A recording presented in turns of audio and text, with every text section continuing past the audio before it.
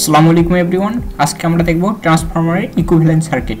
So আমরা গত ভিডিওতে আমরা ট্রান্সফরমারের ইকুইভ্যালেন্ট সার্কিট দেখেছি ইন ডিটেইলস। আজকেও আমরা এই ভিডিওতে ট্রান্সফরমারের ইকুইভ্যালেন্ট সার্কিট এবং আমরা কি দেখব আমাদের ভেক্টর ডায়াগ্রাম, ট্রান্সফরমারের যে ভেক্টর ডায়াগ্রাম সেটা আমরা দেখব। So let's start. সো দেখো আমাদের ট্রান্সফরমারের ইকুইভ্যালেন্ট সার্কিট, আমরা এখানে টাইটেলটা দিয়ে দিয়েছি ট্রান্সফরমারের ইকুইভ্যালেন্ট সার্কিট।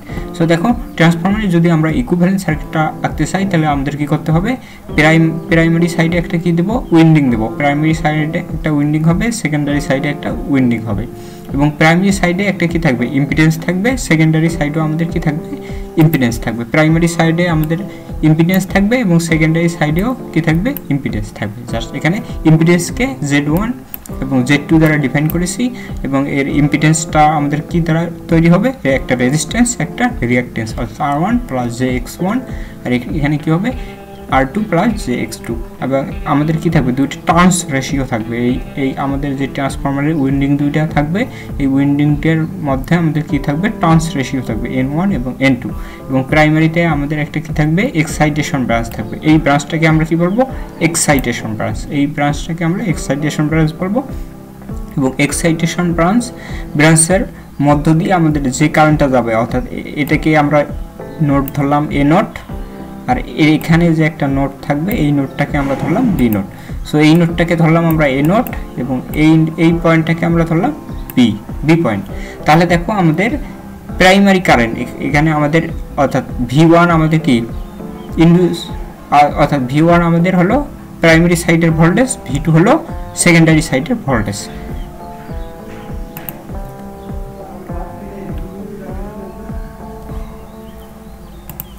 প্রাইমারি সাইডের ভোল্টেজ এবং সেকেন্ডারি সাইডের ভোল্টেজ।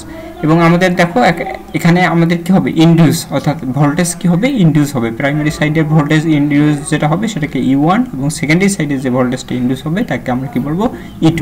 সো দেখো প্রাইমারি কারেন্ট, অর্থাৎ প্রাইমারি সাইডে যে আমাদের কি থাকবে, অর্থাৎ ভোল্টেজটা থাকবে, এখান থেকে আমাদের কি হবে, কারেন্ট উৎপন্ন হবে। এই কারেন্টটাকে আমরা বলবো প্রাইমারি কারেন্ট I1।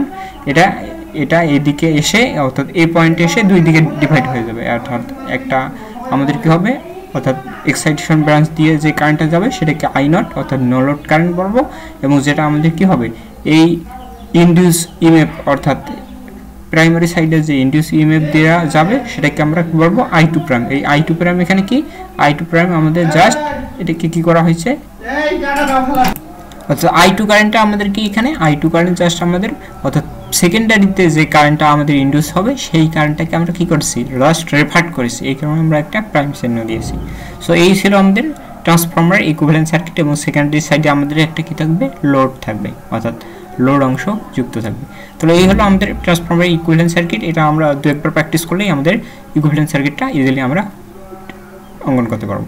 সো দেখো এখানে আমরা ইন ডিটেইলস এখানে লিখে দিয়েছি, অর্থাৎ আমাদের এখানে কি হয়েছে, I1 হলো প্রাইমারি সাইডের কারেন্ট, I2 হলো সেকেন্ডারি সাইডের কারেন্ট, I নট এটাকে কি বলবো, নো লোড কারেন্ট, I নটকে কি বলবো, নো লোড কারেন্ট। এবং IW এখানে দেখো, অর্থাৎ আমাদের যে এক্সাইটেশন ব্রাঞ্চ আছে, এক্সাইটেশন ব্রাঞ্চে আমাদের যে কারেন্টটা আসলো তাকে আমরা কি বলবো, I নট, অর্থাৎ নো লোড কারেন্ট। এই নো লোড কারেন্ট B পয়েন্টে এসে দুই দিকে দুইটি ডিভাইড হয়ে যাবে। সো আমাদের IW দ্বারা ওয়ার্কিং কারেন্ট, IM দ্বারা ম্যাগনেটাইজিং কারেন্ট বোঝাইছে। অর্থাৎ আমাদের এখানেও দুইটা কি থাকবে, ইম্পিডেন্স থাকবে, অর্থাৎ একটা ইম্পিডেন্সে একটা রেজিস্ট্যান্স একটা রিঅ্যাকট্যান্স থাকবে। এই রেজিস্ট্যান্সকে আমরা R নট দ্বারা ডিফাইন করেছি এবং রিঅ্যাকট্যান্সকে X নট দ্বারা ডিফাইন করেছি। সো দেখো, সো IW আমাদের ওয়ার্কিং কারেন্ট, IM হলো ম্যাগনেটাইজিং কারেন্ট, আর I2 প্রাইমকে আমরা কি বলবো, সেকেন্ডারি কারেন্ট। অর্থাৎ যে সেকেন্ডারি কারেন্টটা ছিল I2, এটা রেফার্ড হয়ে কোথায় আসছে, অর্থাৎ সেকেন্ডারি কারেন্টটা রেফার্ড হয়ে আমাদের কি আসছে, প্রাইমারিতে চলে আসছে। এই কারণে আমরা কি করেছি, I2 প্রাইম দ্বারা ডিফাইন করেছি। আমরা কিভাবে ট্রান্সফরমারের ইকুইভ্যালেন্ট সার্কিটগুলোকে অর্থাৎ কীভাবে রেফার্ড করতে পারি এই নিয়ে আমরা ইন ডিটেইলস আগামী ভিডিওতে আমরা ইন ডিটেইলস আলোচনা করব। সো জাস্ট আমরা এইটুকু দেখে রাখছি।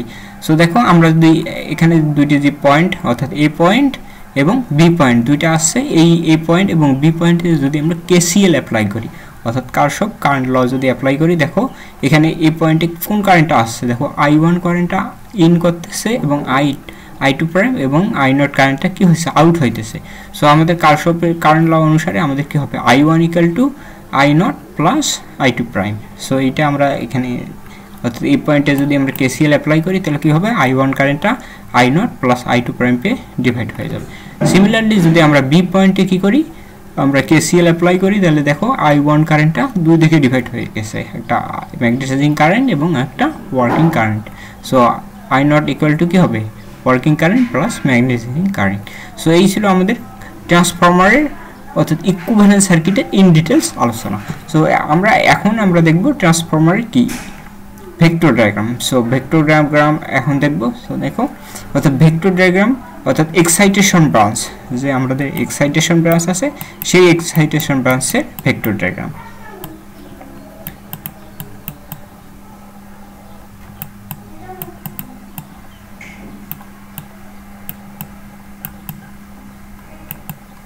যে এক্সাইটেশন ব্রাঞ্চ আছে সেই এক্সাইটেশন ব্রাঞ্চের আমরা ভেক্টর ডায়াগ্রাম এখন দেখব।